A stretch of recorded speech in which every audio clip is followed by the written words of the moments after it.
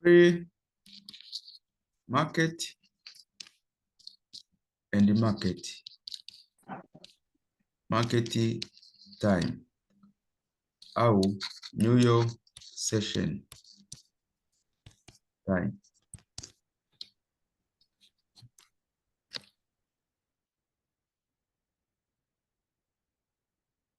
Tunapokuwa kwenye kipindi kuna data zinakuwa zinabadilika ama namba zinabadilika kwenye upande wa company, hasa kwenye ile watch list ambayo tumetengeneza na kampani zote ambazo ziko kwenye Nasdaq ama US 30.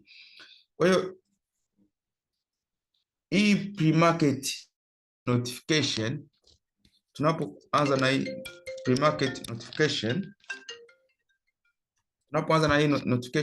notification ya pre-market, tunakuja kugundua kwamba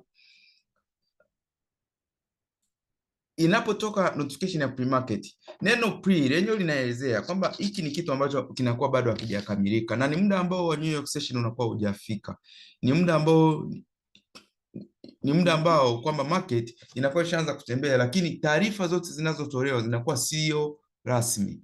Muda ambao inakuja kutoka taarifa ambazo ni rasmi ni hizi ambao ni market time ama New York time, New York session time. Kwa hiyo hii pre-market notification inapotoka, as a trader inabidi ufungue na uread, soma ni kitu gani ambacho wamekiandika kwenye hii pre-market notification. Utafungua na utasoma. Sasa huwezi kusoma kila kitu ambacho kipo pale ndani, lakini utakachokuwa unakiangalia zaidi kwenye hii notification ya pre-market, mama nifute hii ya chini au ngoja nifanye hivi.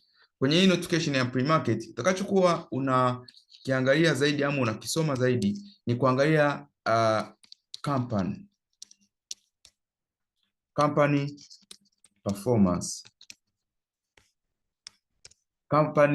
performance, kwamba kwa sababu hii notification ya pre-market inapotoka inakuja inakuonyesha kwamba maybe Tesla imefanya kitu fulani ama imeongezeka, share za Tesla zimeongezeka kwa asilimia fulani ama zimefall kwa asilimia fulani. Kwa hiyo kama tukija tukamkuta hapa example, tukamkuta mfano labda kuna Tesla hapa, tumemkuta wamemzungumzia kwamba rise, maana yake amefanya nini? Ameongezeka. Hii ni sign ya kufanyaje? Ya kubai, but it's not officially, sio official, lakini wewe kama trader inakuandaa kwamba huu ni muda ambao company ambazo ziko ndani ya Nas 100 zinaendelea kufanya nini? Kufanya vizuri. Kwa hiyo maana yake kama tungemkuta na mwingine hapa, labda wamemwandika tena mwingine, labda Google wamemwandika naye labda wakasema labda rise or rolls, maana yake ingekuwa ni sehemu ya wewe kufanya nini? Kubai. Sasa kuna wakati mwingine unakuta si lazima kwamba wewe umechukua trade kwa siku hiyo. Kuna wakati mwingine unaweza kuwa umechukua trade labda jana, lakini pre-market ikawa umechukua trade ya kubai mfano siku ya jana, pre-market ikawa inakuonyesha kwamba company zinaendelea kufanya vizuri, Kwa hiyo kama zinafanya vizuri, maana yake kwako wewe kama trader inakuwa ni sign kwamba hata kama hii trade ambayo umeibai toka jana, inakuwa kwamba inakupa ile kama confirmation kwamba hata nikiendelea kuhold hii trade yangu inaweza ikawa katika mazingira salama, kwa sababu kama nimehold 2 days 3 days. Kwa hiyo mimi ninachokuwa nakifuatilia ni zile news ambazo za siku moja kwamba zinazungumza nini. Kama zinaendelea kusupport hii trade yangu, maana yake mimi nakuwa niko sehemu salama. Lakini kama zinakinzana, kwa mfano siku ya kwanza imetoka ni sell, alafu mimi nilikuwa nimebuy, siku ya pili tena imetoka sell, maana yake naweza nikajikuta niko katika hasara ambayo ni kubwa, kwa sababu ningeweza hata kumonitor mapema kwa kuangalia hizi nini fundamentals. Kwa hiyo unapoona pre-market ni kama mazingira fulani yanakuandaa. Jana nimetolea mfano kwenye investors ambao na invest kwenye company tofauti, labda hapa Tanzania labda unataka kuinvest one of the bank, labda unataka kununua share. nataka kununua share kwenye benki fulani, au hisa, nataka kununua hisa kwenye benki fulani. Huwezi tu kuamka asubuhi ukasema ngoja ninunue hisa kwenye kampani fulani fulani bila kufahamu mipango yao, bila kujua ile map plan yao, work plan yao iko vipi. Je, watakuwa wana ofisi ngapi baada ya muda fulani? Watakuwa na branch ngapi? Watafungua nchi ngapi? Au wana mpango wa kwenda global na vitu kama hivyo. Kwa hiyo hizi ni taarifa ambazo wewe unakuwa unazifanya kwa kutumia data ETS ambazo ziko ndani ya company, ama zinaweza zikawa nje ya company, lakini ukapata nini? Ukapata taarifa zile. Sasa zile taarifa ambazo ni rasmi, sasa kwamba labda board imekaa ya benki fulani na ika release notes kwa labda investor, ikawaambia sisi mpango wetu ni A, mpango wetu ni B, mpango wetu ni C. Maana yake unakuwa unahitaji tena kuanza kubashiri bashiri kama hii kwenye pre-market. Unakuwa uko confirmed kwamba hawa watu wanafanyia kazi kitu fulani fulani. Kwa hiyo hata mimi nikinunua share zao, maana yake nanunua share kwa kuangalia hii plan yao ambao wamefanya nini, wame release. Na uzuri company zote zinakuwa zina release. Nadhani hata ukienda kwenye hizi website za bank unakuta wana hiyo kwamba wana release performance ya company, au ama kwa ajili ya investors, anyone can read it. Wanaziachia zile kwa sababu gani? Wanajua kwamba kuna watu ambao ni stock market traders, wanaweza wakawa wanataka kuja kutrade hizo kwenye kampani yao. Kutrade kwa style gani? Maybe kwa kubuy share ama kwa kubuy hisa na vitu kama hivyo. Kwa hiyo mambo yote hayo yanahusisha kuhusiana na unaweza ukainvest kwenye company kwa sababu kuna ripoti umeipata. Kwa hiyo hii pre-market maana yake yenyewe haiji na kuonyesha kwamba direction ya kitu fulani ni hivi. Japokuwa kuna wakati mwingine wanaweza akakwambia kwamba overall, labda wakaja wakawa wameandika labda Nasdaq labda imefall labda 0.2 negative %. Maana yake unakuwa unajua kwamba Nasdaq overall performance kwenye pre-market, hata kama sio official, kwenye pre-market Nasdaq inaonekana kufanya vibaya. Natamani ukipata time uje uangalie time ya movie ya Wall Street, ama ukiona angalia hata documentary za Wall Street. Wall Street ni kitu ambacho kipo hata sasa hivi, even as trader tuna trade, kila siku tunakuwa bora. Ukipata nafasi ya kwenda kutrade Wall Street, basi wewe ni genius na umefikia hatua ambayo ni kubwa sana. Kwa hiyo lakini ukijaribu kuangalia zile documentary ambazo traders ama investors wanakuwa pale, hedge fund, unawakuta wako kwenye zile big screen, wako kwenye room wanaangalia namna hizi Nasdaq, US30 na vitu vingine inavyofanya. Maana yake wao wanakuwa wanaangalia hii pre-market tunavyoiangalia sisi, hata wao wanaiangalia hivyo. Wanakuwa wanaangalia zile data kwamba kitu fulani kinazungumza vipi. Je, kama ni Nasdaq ina taarifa gani? Imeongezeka ama imeshuka? Kama ni Dow Jones, ni kitu gani ambacho kimetokea pale? Kwa hiyo mtu inamlazimisha awe na screen nyingi, labda kupata taarifa mbalimbali kutokea different source. Sasa wewe sio investor kusema kwamba labda una own ama una trade a lot of fund. Wewe ni mtu ambaye una trade account yako hiyo moja ambayo ina mtaji tu wa kawaida $2,000, $2,000, $5,000, $10,000, which is uhitaji source nyingi sana kufanya decision, kwa sababu wao wanavyo trade na sisi ni tofauti, japokuwa mambo ambayo wanayatazama ni haya. Sasa hata wewe unapokuwa una trade kwa kutazama ama kwa kufuata hizi knowledge ambayo nakutolea hapa ama nakupatia, usiwe ni mtu ambaye unakutaka vitu vitokee hapo hapo. Yaani uwe ni mtu ambaye ikitoka pre-market uingie ndani, soma pale kwamba ni kitu gani kinaweza kikawa hivi, na uweze kuchambua kwamba ninavyoona mambo yanavyoendelea kutokea hivi, kuna kitu fulani kinaweza kikazaliwa ama kitu fulani kinaweza kikatokea. Usiwe ni mtu kwamba eti umeona pre-market tu pale, labda umeona Nasdaq imerise afu unaenda kwenye kubai Nasdaq pale. Hapana, hakikisha una connect dot taratibu jinsi tutakavyokuwa tunajifunza hapa, then utaweza kuwa katika mazingira ambayo ni mazuri zaidi.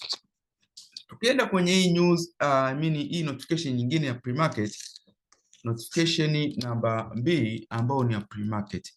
Hapa kwenye ambayo ni ya market, ambayo ni ya market. Samahani.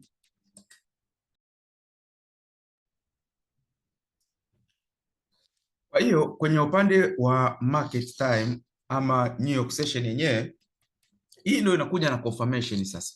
Hii ndio inakuja ku confirm. Naomba ni delete hapa tupate uwanja. Market time. Hapa ndio tunakuja na confirm kwamba ni kitu gani kimetokea.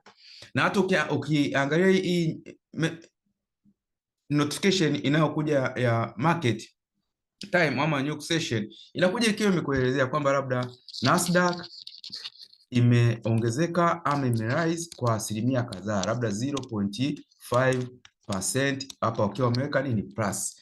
Kwa hiyo inakuwa inakupa picha kwamba kuna kitu fulani kimefanyika, na confirmation mpaka market inakuja kufungua, ina maana ilikuwa ni nini? Ni buy. Na humu ndani pia unaweza akakwambia kwamba labda kama ni Tesla imeongezeka kwa asilimia fulani, labda 0.5% umeweka. Unaweza kuja tena kukwambia labda Google imeongezeka kwa asilimia labda 2.5%, wakawa wamekuwekea na plus hapa. Kwa hiyo hii inakuwa inakupa picha kwamba hizi company kama zimefanya vizuri, maana yake hata kwenye Nasdaq imefanya vizuri. Na mara nyingi wanakuwa wamesummarize kwamba wamekuonyesha kama ni Nasdaq ama kama ni Dow Jones, wanakuwa wamekuonyesha kwamba imeongezeka kwa asilimia fulani. Kwa hiyo as a trader unakuwa umesha confirm. Kama wangekuwa wamekuambia kwamba Nasdaq imefall kwa asilimia fulani, maana yake kwenye Nasdaq tungekuja tukafanya nini? Ingekuwa ni sell. But hauwezi kuja pale pale na ukaseli ama ukabai pale pale bila kuconnect na nani? Hapa inabidi uconnect na technical analysis. Technical analysis kwa mtu ambaye anabai kwa wakati huu. Lakini kama angekuwa labda amebai toka jana, mfano, kwa sababu tunatofautiana kwenye trading style. Kuna mwingine amebai toka jana, kuna mwingine amebai toka juzi. Kwa hiyo hizi zinakuwa ni confirmation yake kwamba hii trade anaendelea kuihold zaidi na zaidi na itaendelea kumpa faida.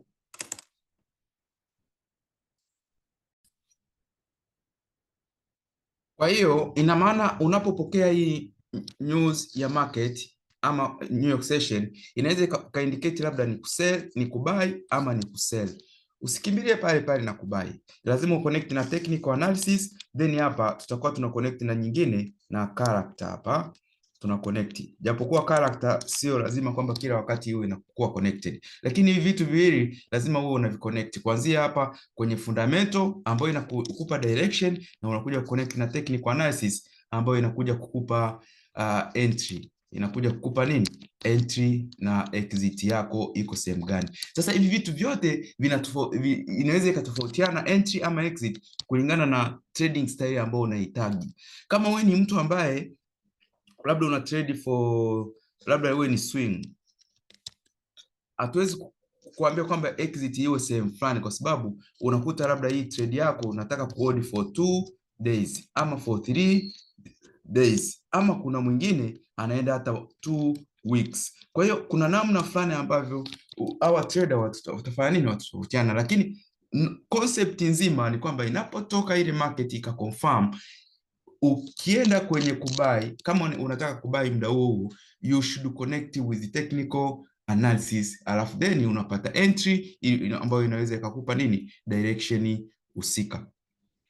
Mpaka hapo nadhani hamna changamoto sana hapo. Nitaka tuone mara moja kwenye upande wa hizi news. I think mwalimu. Yes. Samahani. Niko na swali dogo tu hapo kwa concept ambayo umetuelekeza hapo. Kwa jinsi ambavyo sasa hivi, lakini nadhani kwa upande wako, kwa uzoefu wako, kwa jinsi unavyoona hapa sasa, ukiangalia hii pre-market notification na hii market time, kwa hapo kwa ushauri wako ni mzuri sasa, muda mzuri wa kutrade sana ni huu ambao wa baada ya news au wa pre-market, kwa jinsi hapo unavyoona? Yaani, naomba urudie swali brother, kwamba kama nimekuelewa kwamba ni muda mzuri wa kutrade kwenye pre-market ama market time, ni muda gani ambao? Yes, kwa kuunganisha, lakini kwa kuunganisha na hiyo technical pia.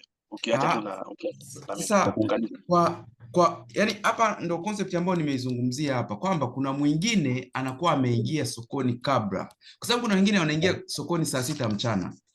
Kuna mwingine anachukua trade saa 5 asubuhi. Kuna mwingine anachukua trade saa 7 mchana au saa 8 mchana. Kwa hiyo kinachokuja kuonyesha ni nini? Yaani hapa tunachotafuta sio kutafuta trade. Tunachotafuta ni kutafuta ile confirmation kwamba je, tunaweza tukabai muda huu ama tukaseli muda huu. Inapotoka ile pre-market, maybe wewe umechukua trade saa 7 mchana. Ikatoka pre-market, labda wewe ulikuwa umebai. Ikatoka pre-market ina indicate kusell. Maana yake inakupa wasiwasi kwamba hii kama pre-market imetoka sasa hivi taarifa ambazo sio confirmed, lakini zimetoka zinatuonyesha kwamba it's a sell, na mimi muda huo nimebuy nas, naweza nikavumilia kwa sababu nikasema hizo bado sio confirmed. Lakini ikatoka tena nyingine ambayo ni hii ya market sasa inatuonyesha it's a sell.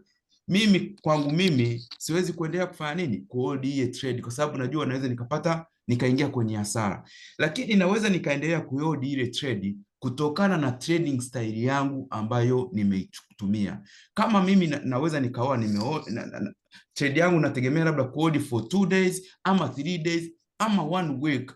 Ina maana hii trade hata kama itasell itategemea sasa mimi niko upande gani na risk management gani ambayo nimetumia. Naweza nikaendelea kukaa sokoni nikiwa na matumaini, let me see tomorrow kutakuwepo na news gani, ama hata baadaye inaweza ikawa kuna news ambayo ni nzuri, labda ikaje ikachange market. Lakini kama ni yule mtu ambao unasubiri hizi news zitoke, ama unataka utrade tu kwa haraka haraka muda huu, labda jioni, labda masaa yako 2 matatu, then umeondoka sokoni, hizi news zinakuwa zinamata sana kwako wewe, kwa sababu ukimesa up kidogo umeondoka, kwa sababu mtu anaye trade kwa siku hiyo hiyo kila siku tu kwa muda mfupi, masaa 2 matatu, hawezi kufanana na yule mtu ambaye ana trade kwa code labda 2 days, 3 days ama 4 days ama 1 week. Kwa hiyo wanakuwa wanatofautiana hapo. Kwa hiyo kwenye trading style ni sehemu ambayo inamata sana kuifahamu kama trader. Yaani hapa tunachotafuta ni ile confirmation sasa wewe kwamba mimi kama nimesell, je, niendelee kuhold trade ama niendelee kuclose? Yaani kama leo labda kama umefuatilia kwamba ilivyotoka market ikatuonyesha it's a buy, unaona market imeendelea kufanya nini, kubuy. Sasa maana yake kama ningekuwa nimetrade mimi ndani ya masaa 2 na plan kwamba ndani ya masaa 2 ama 3 nifunge hii trade yangu, ingeweza ikabuy mpaka sehemu fulani then nika close trade yangu bila shida yoyote. Si nimeeleweka hapa brother? Yes, nimekuelewa vizuri mwalimu, asante sana. Victor, naona umenyosha mkono hapa. Hello. Yes, Nashukuru. Actually, mwalimu, samahani, mimi I'm not attending darasa la leo, but nimekuja tu mara moja kutokana na vitu ambazo ziko nje kwa zangu. Kuna kitu nataka niombe alafu nitoke tena darasani. Kwenye mada. Ombi langu ni kwamba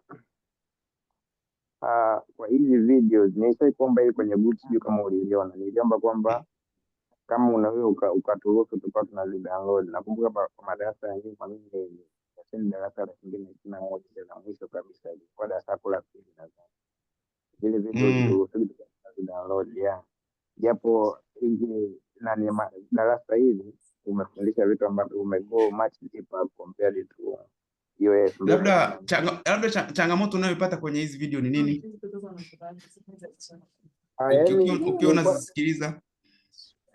No, sio kwamba napata changamoto yoyote. Ila ni kwamba nilitaka. Kwa hiyo twende kwenye nilikuwa nataka twende kwenye news kidogo tu, nionyeshe hapa, nionyeshe namna hizi news nilichukua. Naona hii ni news ambayo ilitoka muda wa New York session. Unaona hivyo kwa $1,000 point. Jana nilizungumzia kuhusiana na hizi point. Hii news ambayo imekuja kutoka inafanana na ile ambayo imetoka New York session, japokuwa imetofautiana. Ilikuwa ni ya pili yake. Kuna ile ya kwanza point hazikuwa hizi, kama mnakumbuka. Sawa, so umeifuatilia? Ndio, ilikuwa 800. Ilikuwa 800, ilikuwa 800, japokuwa sababu hizo hizo kwamba lower Trump may lower China tariffs. Alafu ilikuwa imezungumzia na kuhusiana na nani? Na Powell. Nilizungumzia huyu Powell, unamkumbuka kwenye upande wa forms, tulimsoma huyu ambaye ndo chairman kwenye ile member board of member ya forms ile. Sasa alikuwa anataka kumuondoa. Naona amebadilisha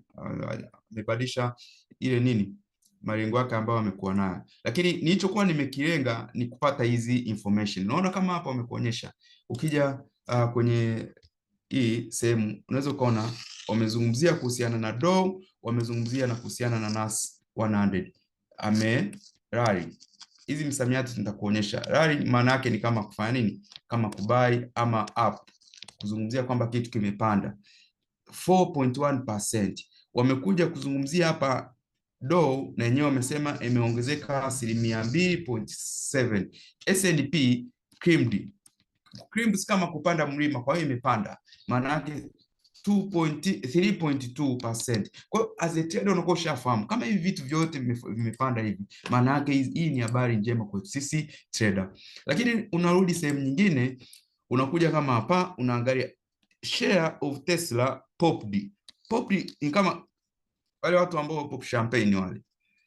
Mnapokuwa mna pop champagne, nafanyaje? Inaenda juu. Kwa hiyo imefanya nini? Share of Tesla zimeongezeka 5%. Jana nilizungumza nikasema hizi taarifa zinapokuwa zinatoka, mtu unaweza ukazitumia kwenda kuinvest kwenye kampuni fulani. Kwa hiyo sisi tunazitumia katika upande wetu kutrade Nasdaq ama kutrade US30, lakini kuna mwingine anazitumia hizi taarifa za pre-market kuweza kununua share fulani kwenye kampuni fulani. Soko hizi za stock market kwa upande wa Marekani is very big. Very very big, na iko na volatile. Ninapozungumzia volatile inamaanisha kwamba inabadilika, yani ni kama unavyoona chati yako ya Nasdaq ama US30 inakaa inapanda juu inashuka chini.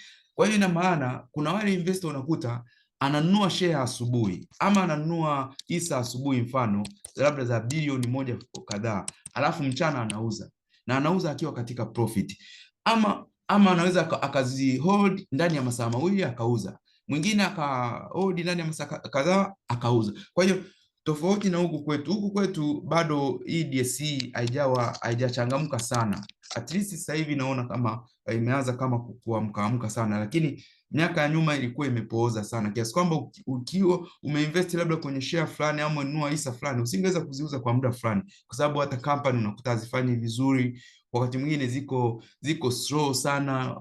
Hiyo inatokana na nini? Bado hazijawa matured kwamba kwenda kutoa service sehemu kubwa. Lakini unapozungumzia hizi stock exchange za Marekani, unakuwa na deal na company ambazo zina operate almost over the world. Dunia nzima inakuwa ina operate. Unapozungumzia kwa mfano kama Apple au Nvidia, ni kampuni kubwa sana. Kwa hiyo ukija kuangalia hapa Apple and Nvidia which were up 3% and 5%. Kwa hiyo Apple yupo ndani ya Nasdaq, Nvidia yupo ndani ya Nasdaq, Tesla yupo ndani ya Nas 100. Ukiendelea zaidi na zaidi, ukiwa unasoma hapa, unaweza kuja kugundua kwamba kuna taarifa nzuri nyingi zinazo support Nasdaq kwenda juu ama US30. Tutakapokuonyesha na US30, ina maana zile kampuni ambazo zinaapia kwenye hii notification zinaweza zikakufanya ukafanya maamuzi kama trader kwamba sasa hivi naweza nikabuy, sasa hivi naweza nikasell, ama sasa hivi sitakiwi kuingia sokoni. Hii ni news ya muda wa market. Twende kwenye news ambayo nyingine ya pre-market. Unaona pre-market yenyewe ilivyotoka inatuonyesha Boeing, Tesla, BP, Lilly and more. Sasa ukija huku chini unakuja kukutana na wamekuonyesha hapa company mbalimbali ambazo zimefanya kitu fulani. Kwa hiyo sisi tunamtazama Tesla. Tesla Electric jumped more than 7% despite first quarter result miss. Jana kama mlifuatilia ile earning ya jana, Tesla alishindwa kufikisha ile target ambayo alikuwa amefanya nini, walikuwa wamejiwekea. Kwa hiyo amemiss, japokuwa na kufanya hivyo, lakini bado amefanya nini, amefanya vizuri kwenye pre-market. Kwa hiyo hii imemfanya akawa gain Tesla Indy 20% per share. Unaweza ukaona kwamba ile target japokuwa hawajafikisha, lakini bado zile shares zimeweza kufanya nini? Zimeweza kuongezeka. Hii cent wewe unaiona ni kidogo, lakini watu wana share nyingi sana. Mtu anaweza akawa na share hata milioni 5, milioni 200 na kitu ana share hizi. Kwa hiyo milioni 200 na kitu times by hii, unakuta kama ni investor anakuwa na pesa nzuri sana kwenye hiyo return ambayo ameipata. Kwa hiyo hii inakuonyesha kwamba Tesla kama amefanya vizuri, maana yake hata kwenye Nasdaq atakuwa amefanya vizuri. Boeing ni kampuni ambayo iko katika Dow Jones ama US 30. Wanakuonyesha imefanya nini? Loss more than 5%, maana yake imeongezeka. Sasa hii inakupa picha, kama ni mtu ungekuwa unataka kutrade US 30, inakupa picha kwamba hii company mojawapo imefanya nini? Imefanya vizuri. Sasa kwa sababu jana tumezungumzia kwamba Nasdaq ni kampuni ambayo imebeba asilimia kubwa technology company. Kwa hiyo ndani ya US ya pre-market message ama pre-market notification unaweza ukaangalia hata company zingine za technology uweze kuangalia. Kwa mfano kama hapa kuna Solar Technology, hii imefell 11%, imedrop. Hii Cover Restaurant, hii I don't think kama ipo kwenye nani. BP share declined more than 2%. Kwa hiyo unachotakiwa kukiangalia zaidi na kufocus zaidi ni kwenye zile company ambazo ziko listed ndani ya ile indices ambao unataka kuitrade, kama ni Nasdaq, kama ni US 30. Kama zimefanya vizuri kwenye pre-market, kuna kuwepo na uwezekano mkubwa sana kwenye market yenyewe na zenyewe zifanye nini? Ziendelee kufanya vizuri, kwa sababu ukiangalia pale muda ambao inatoka pre-market na muda ambao inakuja kwenye market sio muda mrefu, japokuwa matokeo yanaweza kutofautiana, ila mara nyingi sana kinachoandikwa huko kwenye pre-market hata kwenye market kinaweza katoka kile, japokuwa usije ukaconfirm kwamba sasa hivi kama pre-market imeindicate kubuy basi ni hiyo buy. Hapana, inaweza ikatoka pre-market buy, lakini kwenye pre-market ikaja ikaonyesha ikaindicate to sell. Hiyo scenario za namna hiyo zipo, japokuwa mara nyingi sana kinachoandikwa kwenye pre-market kinatokea pia kwenye market yenyewe. Hiyo ni mifano ambayo nilitaka nikuonyeshe kwa siku ya leo ili uweze kupata picha nzuri kwenye maeneo hayo. Kuna mwenye question hapo kwenye upande wa pre-market and market.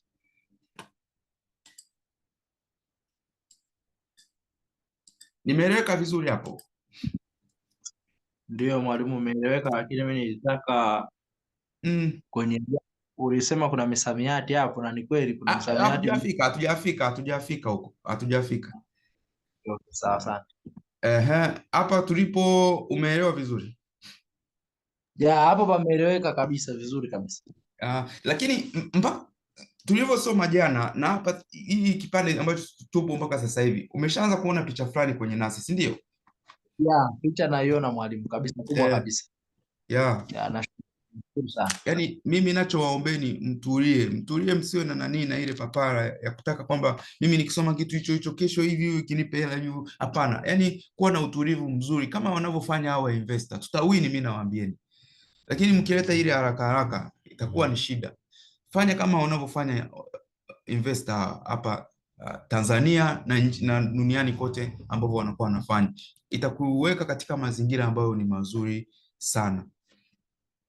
Twende kwenye companies ambazo nimekuonyesha siku ya jana. Namba 1 nilizungumzia let me mention hapa. Namba 1 nilizungumza, tuliziandika, tukazungumza Apple. Namba 2 tukasema kuna Microsoft. Namba 3 Nvidia. Namba 4 tukazungumzia Amazon. Namba 5 tukazungumzia Meta. 6 Google, and 7 Netflix, and 8 tukazungumzia Tesla. Sasa hizi ni company ambazo ziko very strong kwenye upande wa Nas 100, japokuwa namba huyu yuko very strong zaidi, anafuatishwa huyu, anakuja na Nvidia, anakuja na Amazon. Zamani Tesla naye alikuwemo kwenye listi ya hawa top, lakini baadaye alivyokuja huyu Nvidia mwanzoni akuwepo, alivyokuja kufanya vizuri na Nvidia imekuwa kampuni kubwa ambayo imechukua muda mrefu ili struggle, lakini ikaja ikawa ni kampuni kubwa sana mpaka sasa hivi. Ni kampuni kubwa sana ambayo almost inatoa service kwenye kampani zile ambazo zote ni giant. Kuna kitu huwa na kishauri hapa kwamba unapokuwa unafanya kazi kwenye kampani hizi, hebu jaribu kuwekeza kwenye hiyo kampani ambayo unafanyia. Angalia kama inaruhusu, kwamba kwa sababu kuna wengine mnafanya kazi kwenye kampani ambazo ni nzuri, zinauza share zao ziko vizuri, pesa zao unakuta zinafanya vizuri, lakini kwa sababu labda ukosefu wa elimu unakuta haufanyi hivyo. Wanakutokea watu nje ya kampani ndio wanakuja kufanya hivyo. Nvidia imekuwa ni kampuni ya kwanza ambayo haina mfanyakazi hata mmoja ambayo sio milionea. Yaani ni iteza uwe katika grupu la milionea ama bilionea, ndo wafanyakazi wake, kuanzia owner, wafanyakazi mpaka wale staff wote iteza ni milionea ama ni bilionea. Kwa sababu gani? Asilimia kubwa wafanyakazi wao waliweza kununua hisa kwenye hii kampuni. Sasa ilivyokuja kupanda, Nvidia imepanda mara nyingi sana, imepanda zaidi ya point mia ngapi? 300%. Percent 300. Kwa hiyo kama uliwekeza labda share moja, labda ukainunua kwa shilingi moja mfano, maana yake imeongezeka mara 300 plus. Kwa hiyo unakuwa na USD labda 100 ngapi? 300. Kwa hiyo kama ulikuwa umeinvest labda sorry. Kwa hiyo maana yake kama ulikuwa umeinvest kwenye Nvidia, maana yake ulikuwa na uwezo mkubwa sana wa kufanya nini? Wa kufanikiwa na ukaendelea kufanya kazi. Kwa hiyo hii ni opportunity. Hata hapa Tanzania zipo hizo kampuni ambazo zinafanya vizuri. Twiga, walio invest kwenye Twiga Cement, kuna ile kampuni nyingine ambayo inahusiana na mambo ya beer breweries, kuna ile ambayo ni ya cigarettes inaitwa nini, wamefanya vizuri. Ni hisa ambazo zinafanya vizuri kuliko hata hizi za mabenki. CRDB one of them, na yenyewe inafanya vizuri. NMB wanafanya vizuri. Kwa hiyo tuwe katika ile ulimwengu ambao tusipende sana kutumia nguvu sana kutengeneza pesa. Yani you can use your own brain na ukaweza kutengeneza nini? Kutengeneza pesa, au ukatengeneza retirement fund, kwamba baada ya muda fulani nitakuwa na share fulani ama hisa fulani, na nikaweza kutengeneza faida nzuri. Turudi kwenye upande wa Nasdaq. Hizi ni kampuni ambazo zina portfolio kubwa. Ya kwanza ni Apple, ya pili Microsoft, Nvidia and Amazon. Sasa hizi kampuni zote nne ambazo zimekuwekea hapa, ukiona zimetajwa mahali popote ama zimedhurika ama zimekuwa affected kwa namna moja ama nyingine, labda Apple amemtaja kwa in a negative way ama wamemtaja in a positive way, unafahamu kwamba hawa wote ikitokea ukawakuta hawa wote wako red. Possibility kubwa inayoweza inaenda kutokea kwenye upande wa Nasdaq, huo unafahamu itaenda kufanya nini? Kuwa ni sell. Ikitokea wote wanne wako nini? Wako namba zinakuonyesha ni red, maana yake inaweza ikakuonyesha it's a nini? It's a sell.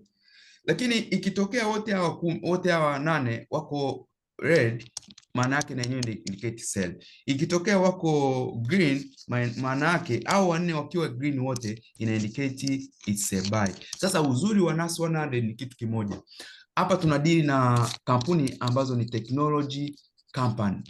Mara nyingi sana, kama mnakumbuka, jana niligusia kidogo hapa, nikasema kwa sababu tunadili na company ambazo ni technology, mara nyingi sana zinakuwa affected na kitu kimoja. Yaani ukikuta Apple amekuwa positive, ni ngumu sana kumkuta Google sio positive.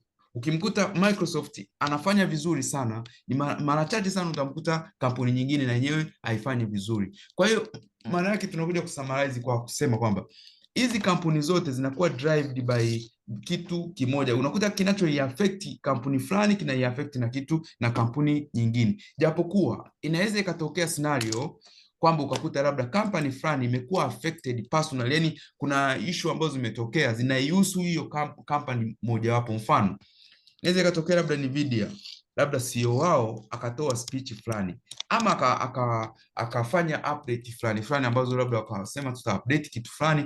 Hichi ndio kinachoweza kuleta shida kwenye company ya Nvidia na kisilete shida kwenye upande wa Google, kwa sababu ni issue ambayo iko ndani ya nini? Ya company as company. Haihusu mtu yoyote mwingine ama haihusu company nyingine yoyote. Lakini tunapozungumzia zile habari zingine kama tariffs, tunapozungumzia labda habari zingine labda kama forms, ama tunazungumzia habari nyingine labda trade war na vitu kama hivyo, yote haya kwa pamoja yanazidhuru hizi company kwa pamoja. Kwa hiyo unachotakiwa kitazama zaidi ni kuhusiana na hizi kara, wamezungumza nini, kwamba je, ziko katika red ama ziko katika green. Ukikuta zote ni green, hiyo inakupa picha nzuri kwamba huu ni muda wa kubuy. Ukikuta zote ni red, zinakupa indicate kwamba huu ni muda wa kusell, na utaenda kufanya confirmation kwa kuangalia. Unaweza usije huko kwenye pre-market, unaweza usije huko kwenye watch list, lakini ukaja wapi? Ukaja ile eneo la pre-market, ukaangalia ambako wamekuandikia NAS foot, wameweka overall performance ni ngapi. Kwa hiyo kama umekuta labda umekuwekea labda 80 plus, maana yake unakuwa ushafahamu kwamba Nasdaq amefanya nini, amebuy. Lakini ukikuta umekuwekea negative labda 20, unaweza ukakaa ushajua kwamba Nasdaq hapa hii ni namba ndogo. Ukikuta kwamba iko labda namba 20, unakuwa ushafahamu hii ni namba ndogo, anything might happen. Inaweza ikabai ama inaweza ikaseli. Hata nikienda kwenye pre-market, unaweza ukakutana na kampuni nyingine ziko red, nyingine ziko green, kwa sababu kinachokuja hapa kwenye pre-market kinakuonyesha ile performance ya kampani zote ambazo ziko ndani ya ile stock ama ziko ndani ya ile indices. Kama kwenye NAS inakuonyesha overall kama ni 80 plus, maana yake inakuonyesha kwamba kampani nyingi zilizopo ndani ya Nasdaq zinaendelea kufanya vizuri. Kwa hiyo ni muda wa kufanya nini, wa kubai Nasdaq. Kwa hiyo unachokuwa unasubiri ni ile confirmation yako inayokuja kwenye muda wa market, ambayo ina indicate kwamba huu ni muda wa kubai, inaonyesha kwamba ni Nasdaq imebuy ama Nasdaq imefanyaje, imesell. Lakini ikitokea kwamba umekuja huko kwenye pre-market ukaikuta iko negative labda 1, ama ukaikuta iko negative 10 ama iko positive 10, hizi ni namba ambazo utakiwi kuzichukulia serious, kwa sababu market inaweza ikabadilika kwenda upande wowote ule. Inaweza ikabadilika ikawa katika kusell, inaweza ikabadilika kwenda kwenye kufanyaje, kwenye kubuy. But ukikuta Nasdaq ipo kwenye hizi namba kubwa kubwa 80, iko 100, iko 200, haijalishi, inaweza ikawa 200 plus ama 200 nini negative. Kwa hiyo ukikuta ipo katika positive labda 200, unakuwa ushajua kwamba hapa hii ni strong buy. Hii ni strong buy. Kwa hiyo huu ni muda ambao unatakiwa nifanye nini, ni buy. Kitu kingine ambacho naweza nikaongezea kwenye pre-market hapa, kwenye zile data hivi ninapozungumzia kwenye pre-market, mnaelewa kwenye app ni wapi ambako tunatazama hizi data, ambako unakuta wameandika NAS foot alafu wamekuwekea na namba huko. Sinaeleweka hapo? Yeah. Kwa mfano hii izingatie sana, huwa tunaitumia sisi trader hii kutrade. Ikitokea kwa mfano kwenye NAS foot ama NAS future ukakuta imefika saa 6 usiku, yani ule muda ambao market ina close. Ikifika saa 6 usiku kila siku, saa 6 usiku market huwa inafunga, alafu inakuja kufungua tena saa 7 usiku. Ukakuta hapa kwenye NAS imefunga kuanzia point 300 plus kuendelea. Inaweza ikawa ni 400, inaweza ikawa 500, ikawa 800 plus. Ukikuta iko hivi, yani huo unafahamu kwamba kesho yake kuanzia ule muda wa usiku, kuanzia labda saa 9 usiku kuendelea mpaka saa 4, mara nyingi mpaka saa 4 asubuhi, au mpaka wakati mwingine inaweza ikaenda mpaka saa 6 mchana. Hapo kama imefunga ile pre-market ikawa inakuindikatia kwamba iko 300 plus ama 400, 500, mia ngapi hivyo kuendelea zaidi, wewe unafahamu kwamba the next day kuanzia saa 9 usiku unaweza ukaamka hata ukabai, alafu ukasubiri kuanzia kufikia saa 4, huyu muda saa 4 itakuwa katika profit ambayo ni nzuri sana, na unaweza uka close trade yako ama ukaendelea kuhold. Itategemea na trading style ambayo unafanya nini, unaitumia. Hii ni namna ambavyo kwa sababu NAS inakuwa imeclose ikiwa very strong, na hii kitu inatokea hata kwenye nini, Dow Jones, kwamba wakiclose kuanzia 300 na kuendelea huko labda 400, 500, unaweza ukaamka tu usiku saa 9, usiamke saa 7 au saa 8, kwa sababu hapa spread zinakuwa bado ziko kubwa.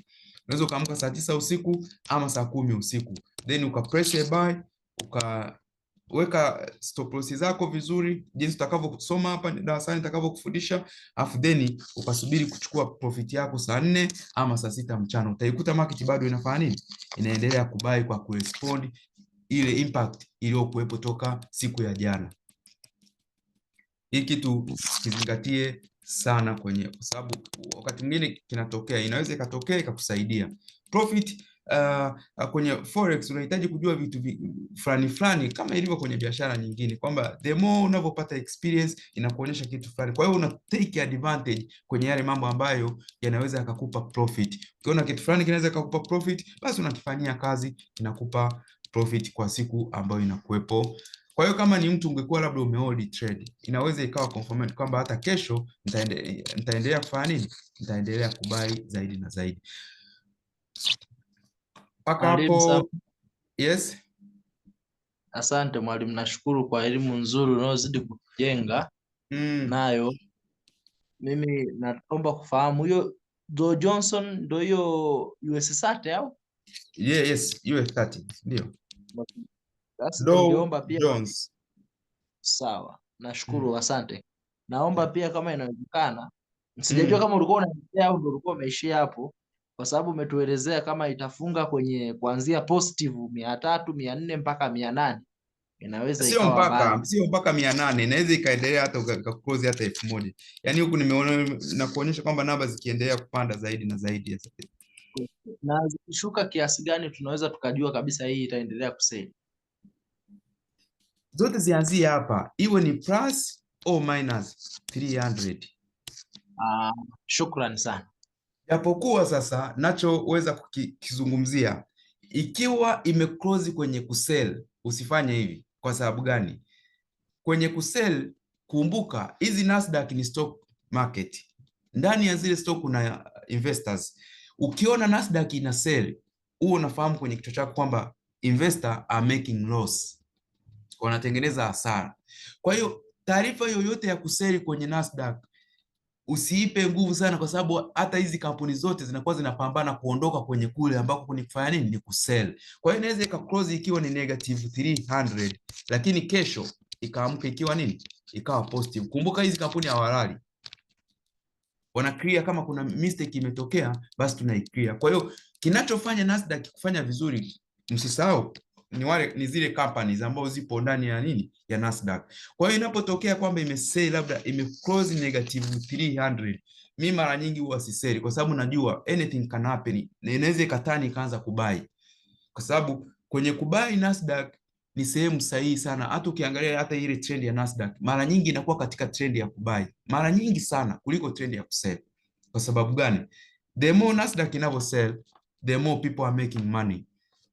Stock traders wanatengeneza pesa, investors wanatengeneza pesa, walio invest kwenye hizi shares na vitu vingine wote wanakuwa they are making money. Lakini inavyokuwa ina sell inakuwa kuna shida sana. Na ndio maana mkiona market ikiwa red, unakuta hata kelele mitandaoni ni nyingi sana. Wanazungumza labda stock market zina collapse, stock market is red na vitu kama hivyo. Headline za kuwa ziko nyingi sana, kwa sababu asilimia kubwa ya wale investor wanakuwa watengenezi pesa. Kuna mtu ambaye aliona listi ya matajiri wa duniani, watajiri wakubwa wale, jinsi waliopoteza pesa kuanzia January mpaka kipindi hiki. Wamepoteza pesa nyingi sana, kwa sababu stock market ili collapse baada ya kuingia Donald Trump, akaanza kuimplement strategy zake, mara tariffs ikaja, akaanza sio kuzungumzia mambo ya interest rate, ikasababisha the stock market ikafanya nini? Ikasell. Ukija kuangalia list ya matajiri wote wa duniani, wale ambao ni top, wengi wamepoteza billions of money. Kwa sababu ukiangalia hizi company ambazo zote zinafanya vizuri kwenye Nasdaq, zinafanya vizuri kwenye Dow Jones, zinafanya vizuri kwenye S&P 500, asilimia kubwa owner ndo hao matajiri, wakina Elon Musk, wakina Mark Zuckerberg, wakina nani huyu Buffett, kuna nani huyu wa Microsoft ambaye ni nani, Bill Gates. Kwa hiyo wote hao, ina maana hizi kampuni zao kama hazifanyi vizuri, ni rahisi sana kupoteza nini? Wealth. Kwa kama wataendelea kupoteza wealth, ni kitu ambacho hakiwezekani kwamba waendelee kupoteza. Lazima watakuwa na clear ile mistake, wana clear, na mwisho wa siku tunakuja kuona market ina buy. The more inavyokuwa ina buy, ina maana watu wanafurahia investor wanafurahia. Ndio maana hata sisi tunavyofundisha hapa au unavyokufundisha mimi, natamani sana ufanye kama wanavyofanya investor, kwa sababu investor ni watu ambao wanaweza wakatazama, wanaokuwa wanafanya analysis, wanafanya kwa kuangalia muda mrefu, kwamba miezi miwili mitatu tutakuwa sehemu gani, minne mitano, mwaka mmoja miwili tunakuwa kwenye sehemu gani. Watu wanaanza kuchambua hadi urais uliopo, kama president Donald Trump ataongoza vipi, sera zake zikoje, zinasababishia nini kwenye stock market. Kwa hiyo haya mambo yote as a trader ukiyafahamu, yanakuweka katika njia sahihi ya wewe kuendelea kutengeneza nini, faida. Hapo nimeeleweka vizuri?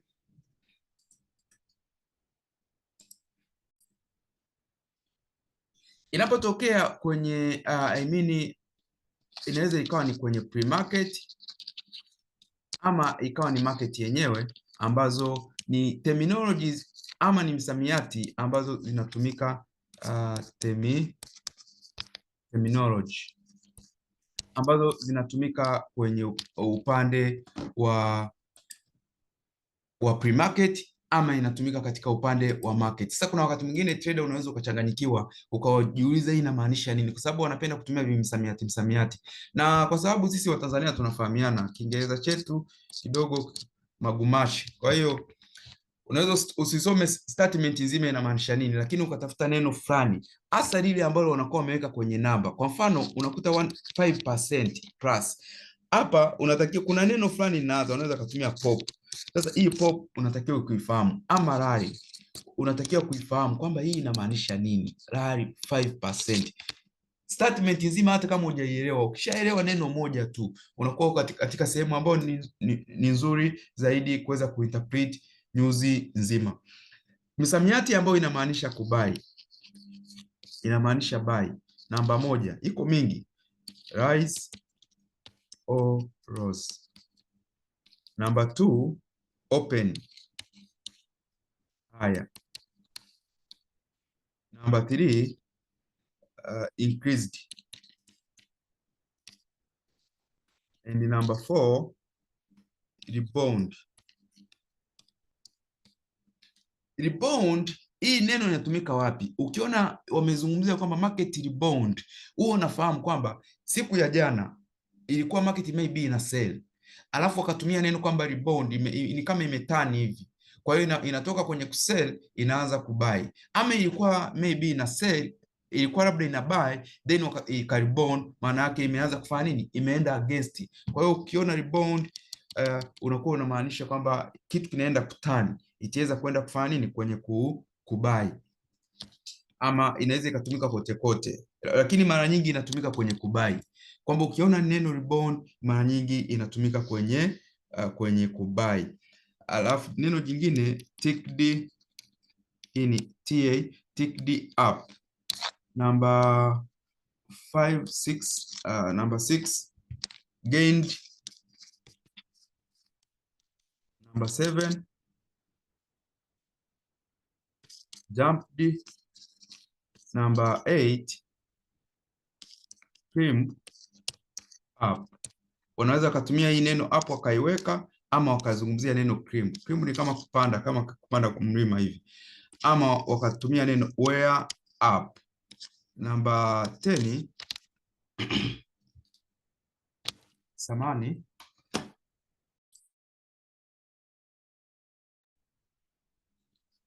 wear up, alafu added. Namba 11 super notch. 12, haya yote yanamaanisha kubai. 12 pop up. Pop up. Number 13 traded up. 14 rally. Rally wanaweza wakatumia hii ya rally, ama wakatumia rallies hivi, wakaandika hivi. Kwa hiyo haya ni maneno ambayo yanatumika mara nyingi sana kwenye upande wa nini, wa ina indicate kubai. Kwa hiyo ukiona msamiati mmoja wapo hapo umetumika, unakuwa una indicate kubuy.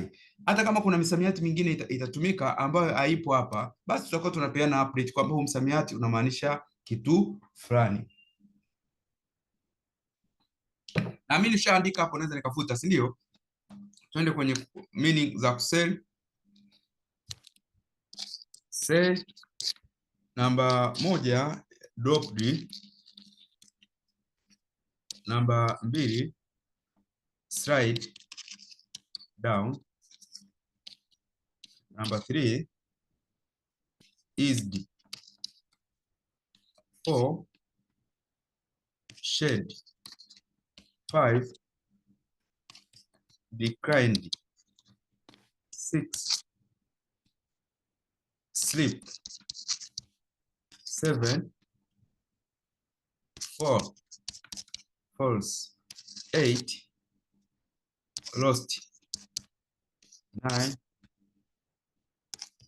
dipped,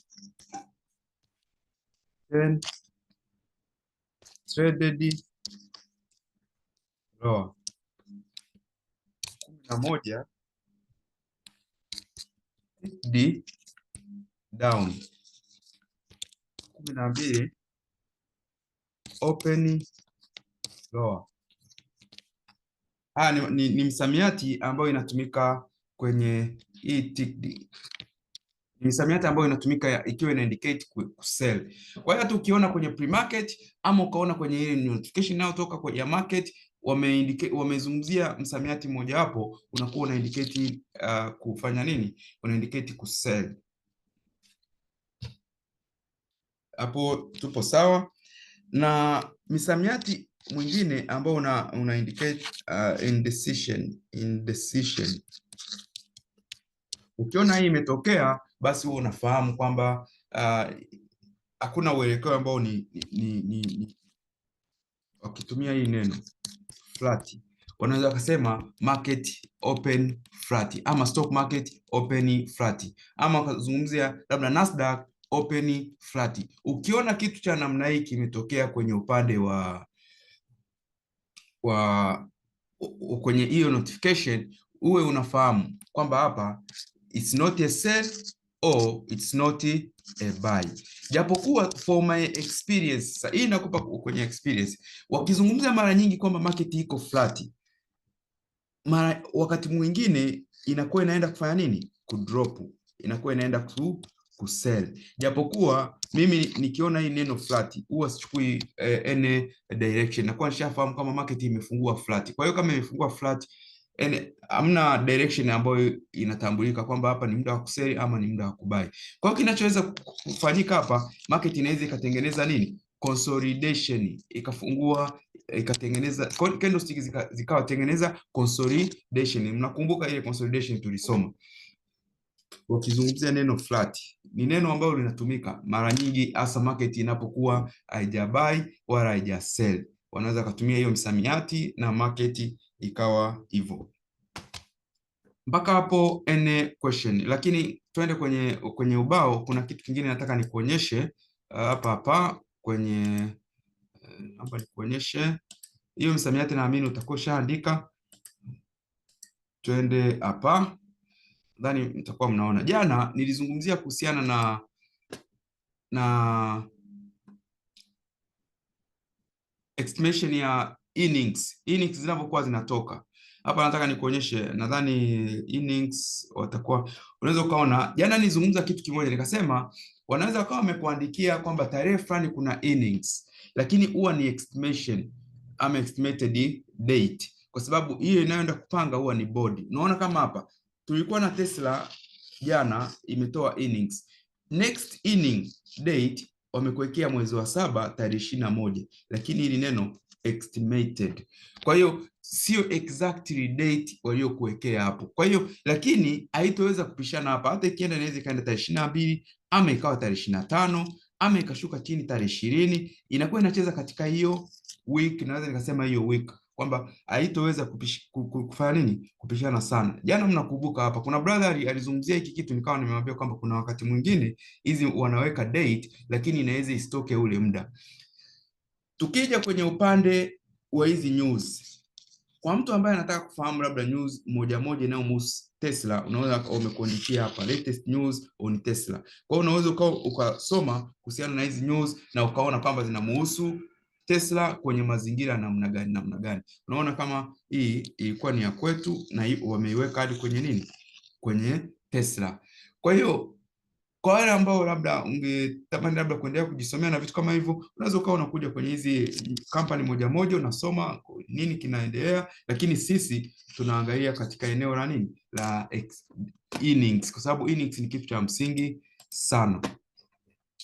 Tuende kwenye hapa.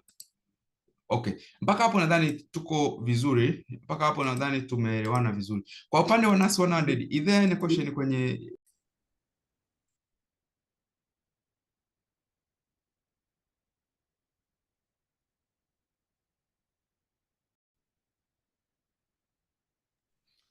ulikuwa unasemaje brother? Yes, nasema jana wakati tunaendelea, nadhani kuna mmoja aliuliza kuhusiana na misamiati. Sina hakika kama ulimjibu sahihi ama pengine hatujafikia huko, au pengine mimi sikuelewa. Hapo Misamiati kwenye ya events hapo kwenye event. Hapo kwenye inning date hapo tumeona hiyo ambayo ni kama estimation, si ndio? Hiyo tarehe iliyowekwa hapo 21, yes. Hiyo si ni kama, yes, kama tarehe ambayo ni ya prediction tunaweza tukasema. Ambayo ni next inning inaenda kutoka. Yes, ambayo itatokea mwezi wa 7 kwa mujibu wa hayo matazamio. Lakini kuna huo msamiati mwingine XDV date na huo DV amount. Sasa hizi ni za company hizi. Divided amount, split factors, hizi zote ni kama huku key start. Unajua ukitaka kuangalia profile yote ya company, hizi hatuzihitaji. Unaona kama hapa tunaweza kuangalia profile, tunaweza kuangalia earnings, financial, hizi reports. Sasa hizi namba zote sisi hatuzihitaji.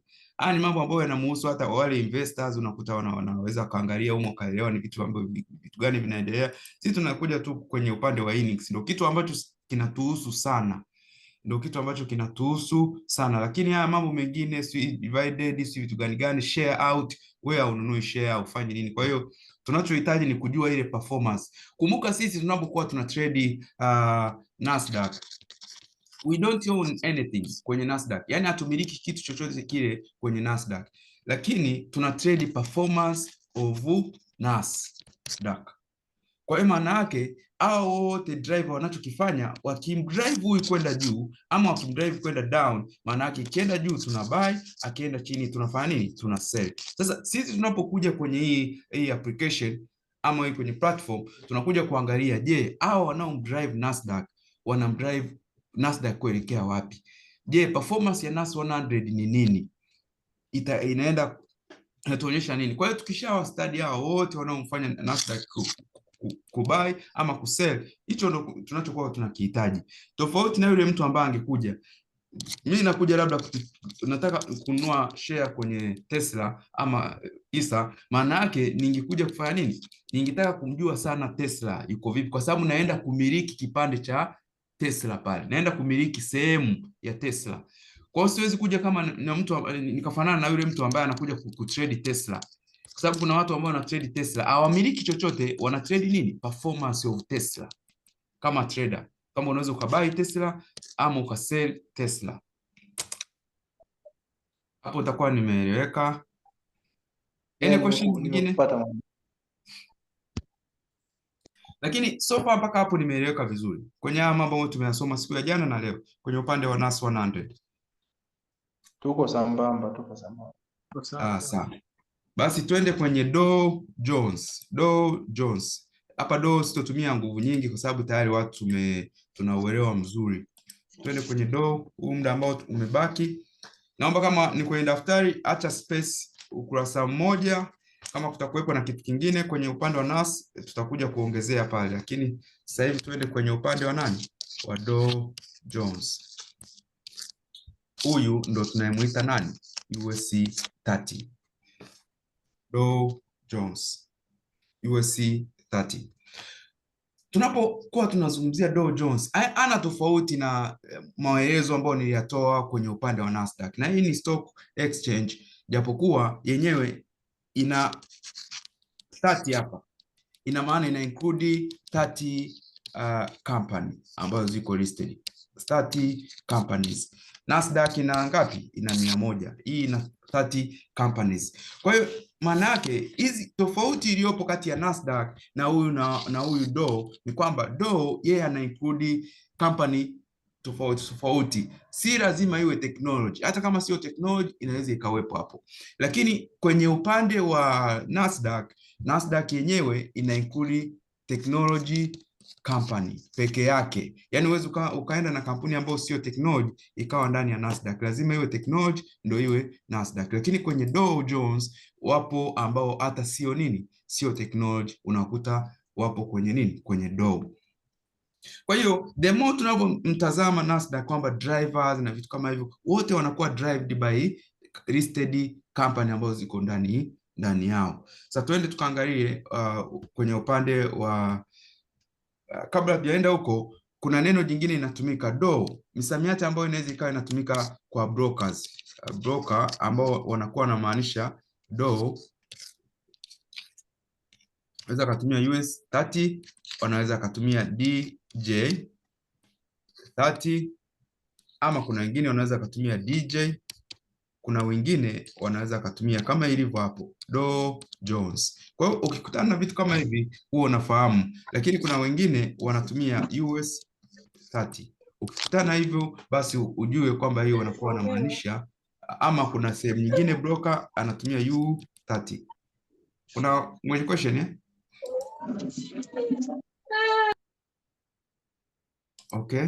Kwa hiyo maana yake hii ni majina yote ambayo yanamaanisha Dow Jones kwa upande wa broker. Broker ni tofauti. Kuna mwingine anatumia US30, kuna mwingine DJ30, DJ, Dow Jones, US30 ama U30. Zote hizi zinakuwa zina stand kama USC30 ama Dow Jones. Sasa tuende kwenye msamiati mwingine. Kwenye upande wa pre-market ama upande wa market yenyewe, ukiona wametumia msamiati wowote unaomzungumzia Wall Street,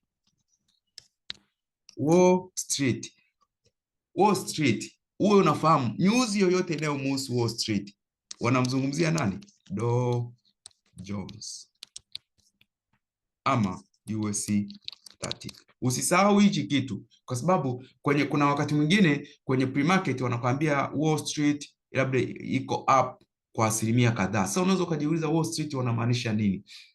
Wanamaanisha USC30. Wall Street ni sehemu ambayo iko na hedge fund, iko na traders, iko na brokers, iko na hizi wanaita nini upande wa broker, lakini wao katika upande wa shares na hisa na vitu vingine. Wote Wall Street ni sehemu muhimu sana kwa trader ambaye upo katika sehemu kubwa ama unatamani kufikia sehemu kubwa, basi hii ni sehemu ya kwenda kwa ajili ya kujifunza vitu mbalimbali, kwa sababu trader wengi ukiwa kuja kufikia hii sehemu kwenda kutrade Wall Street, basi wewe umefikia katika hali kubwa sana, kwa sababu wanaokuwa hapo unakuta wana trade labda dola milioni 200, dola bilioni 5, bilioni 20, wanakuwa na trade katika Wall Street. Ukipata nafasi unaweza ukaangalia hata documentary za upande wa Wall Street, ama ukaangalia hata movie kwa upande wa Wall Street. Brokerage company, hedge fund, traders, big traders, investor, wote wanapatikana hapa Wall Street. Wale ambao Marekani Wall Street, hata picha zake nadhani mnakuwa ambao zinakuwa zinaonekana Wall Street. Kwa hiyo unaweza kujiuliza ni wanamaanisha kitu gani? Wanakuwa wanamaanisha USC30. Mpaka hapo nadhani tuko pamoja. Twende tukaangalie kwa upande wa company. Kwa hiyo na penyewe utatengeneza watch list yako. Utatengeneza watch list ya nani? Ya USC30. Company number 1, naomba nizitazame hapa vizuri ili twende pamoja. Apple. Number Walt Disney. Number 3, Microsoft.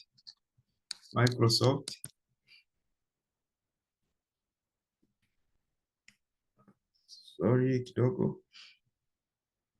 Number 4, Microsoft. JP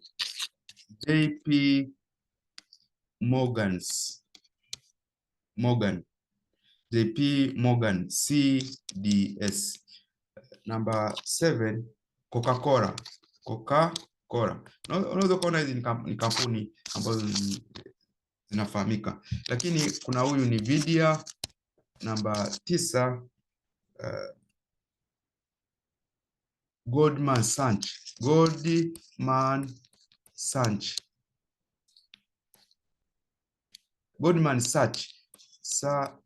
Group.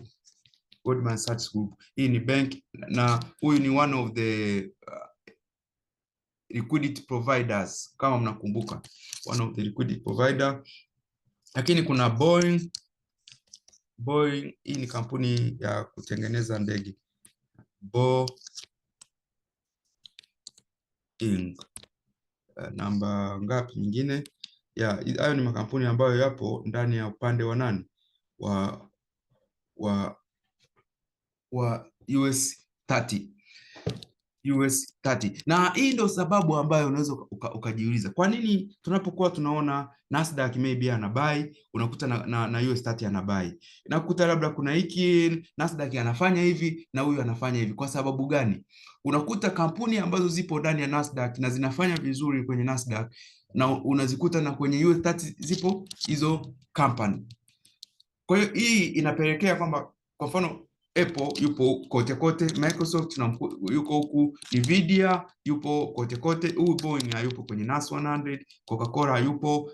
Kwa hiyo hao ambao ni top bado wapo kwenye upande wa nani, wa NAS100. Kwa hiyo unakuja kuona kwamba kinachosababisha US 30 labda ikibuy, unakutana na Nasdaq nayo inafanya nini, ina buy.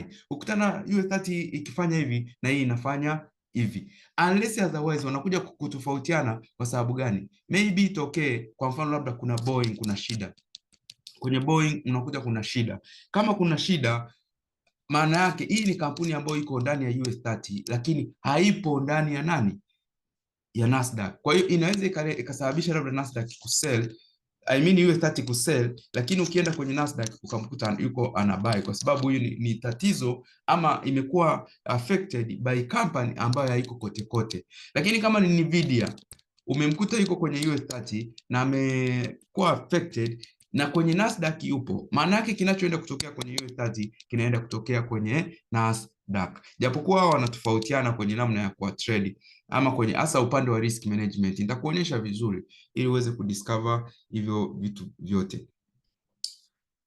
Kwa uzuri wa US 30 ni kitu kimoja, huwa haina zile kwamba hizi kampuni tatu labda 4 ndo zinaleta effect sana. Yenyewe mara nyingi inakuwa affected na performance ya company zote, ama zile top ambazo unazikuta labda ikiwa affected sana ama ikiongelewa sana, yenyewe kama yenyewe ndio inaweza ikaleta shida. Kwa mfano labda ukimkuta Apple ndo amezungumziwa sana kwa siku hiyo, labda kuna shida yoyote, maybe ni positive news ama ni negative news.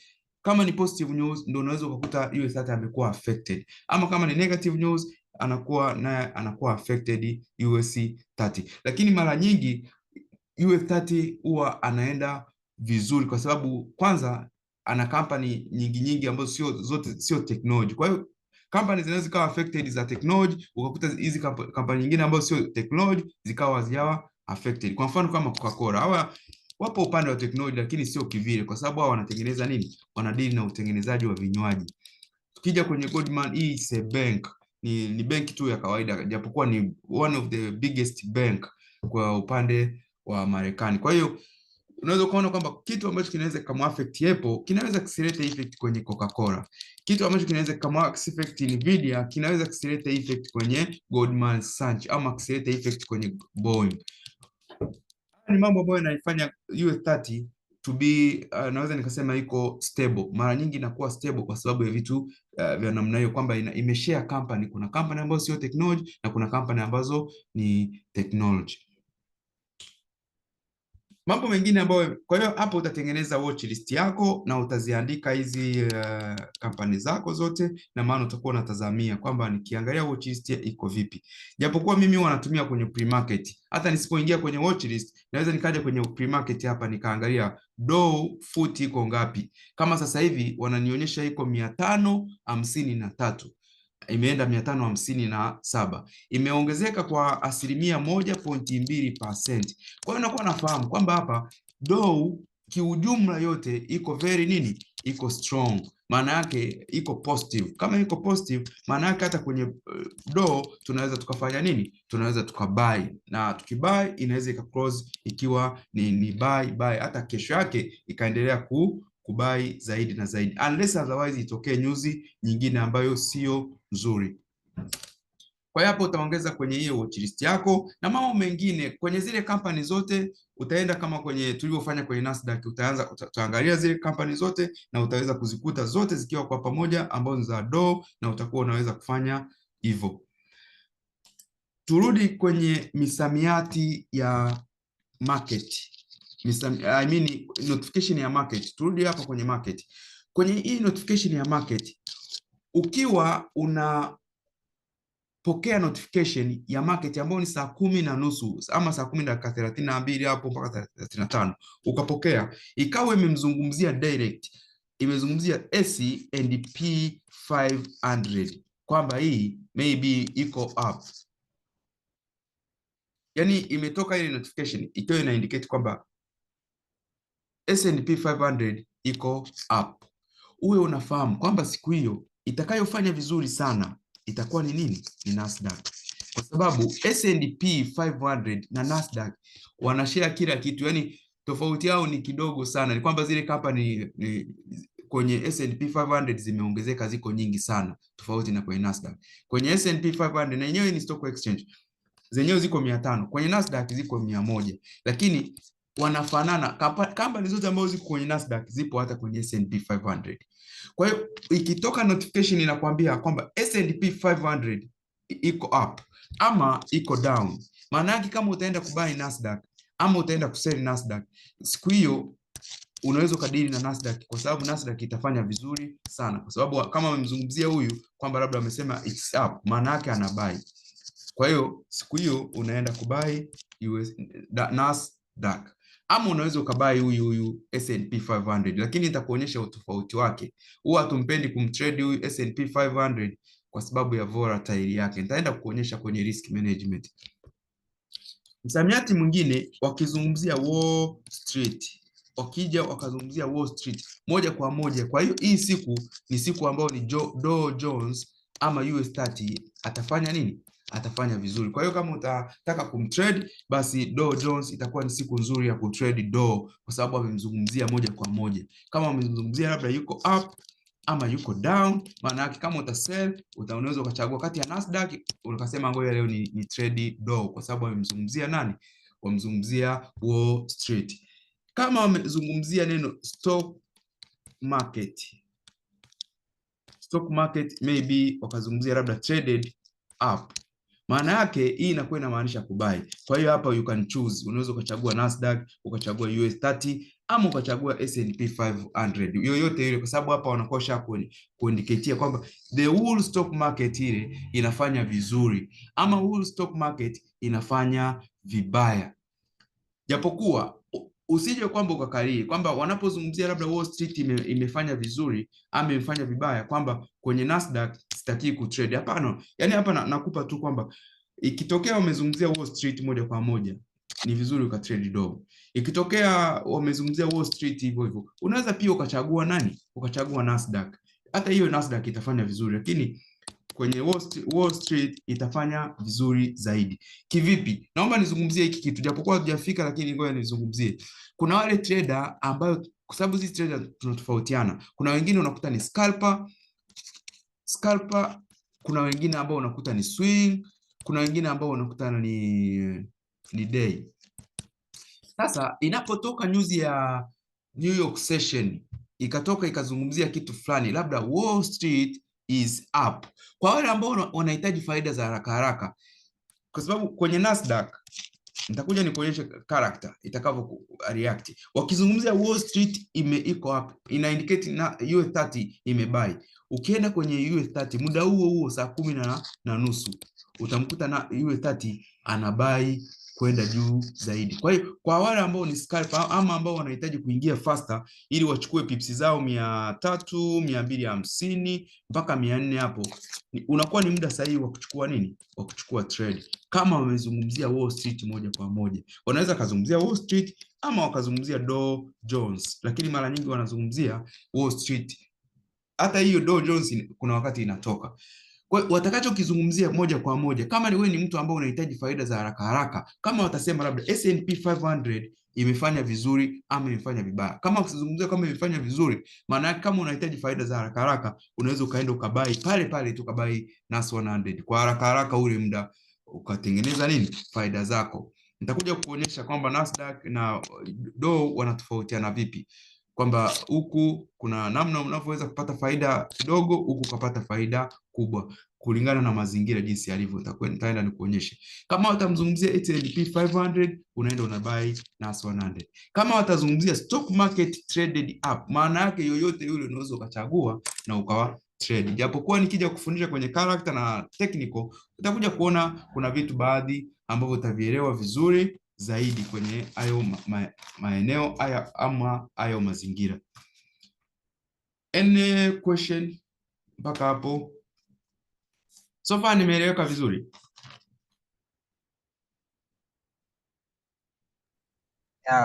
Nimeeleweka vizuri. Nimekuelewa.